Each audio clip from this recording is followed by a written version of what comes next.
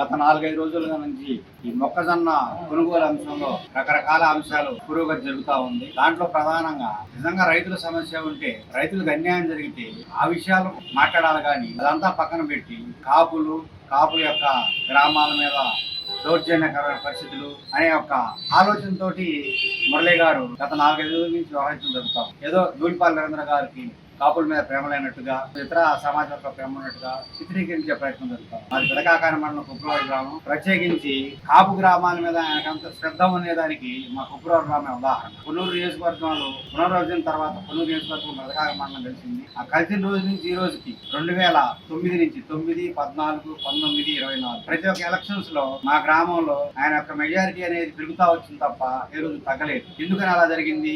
ఆయన మా పట్ల చూపించిన ఆదరణ, మా గ్రామం పట్ల తీసుకున్న శ్రద్ధ అయ్యే కారణాలు. ప్రత్యేకించి ప్రజెంట్ ఈ ప్రభుత్వం ఈ వచ్చిన 2 సంవత్సరాల్లో మా గ్రామంలో 4.5 కోట్లు పెట్టి నేషనల్ హైవే నుంచి కుప్పవరం మీద జొన్నగడ్డ తారు రోడ్డు, అట్లనే మొన్న 1,30,00,000 వాటర్ స్కీము, ప్లస్ మండలం మొత్తం మీద ఏకైక వాకింగ్ ట్రాక్ 50 లక్షల రూపాయల చెరువుకి మా కొప్పురాల గ్రామానికి కాపులకి మా కొప్పురాల గ్రామానికి కూడా జరుగుతాం. ఇవే కాకుండా చాలా అభివృద్ధి పనులు ఈ ఒక్క సంవత్సరంలోనే మా గ్రామంలో జరిగింది. అంటే ఆయనకి కాపుల పట్ల, కాపు గ్రామాల పట్ల ఎంత ఆపేక్ష శ్రద్ధ ఉంటే అంత అభివృద్ధి జరుగుతూ ఉంది. మరి మా మండలంలో ఇంకా చాలా సామాజిక వర్గ సంబంధించిన గ్రామాల్లో ఉంది. నాకు తెలిసి మా ఊర్లో జరిగినంత డెవలప్మెంట్ ఆ గ్రామాల్లో జరగల. ఇది ఒకటే ఆయన ఒక కాపుల పట్ల శ్రద్ధకి ఒక సూచన అని చెప్పి, నిదర్శనం అని చెప్పి మీకు తెలియపడుతూ ఉన్నాను. మీరు ఏదన్నా ఉంటే రాజకీయంగా నలుగురికి చోదరు వాదాలుగా వెళ్ళి మీ జనసంఖ్య పెంచుకోవాలి కానీ ఇలా కాపులని లేకపోతే ఇతర సామాజిక వర్గాలని ఇంకా ఇతరత్ర అని చెప్పేసి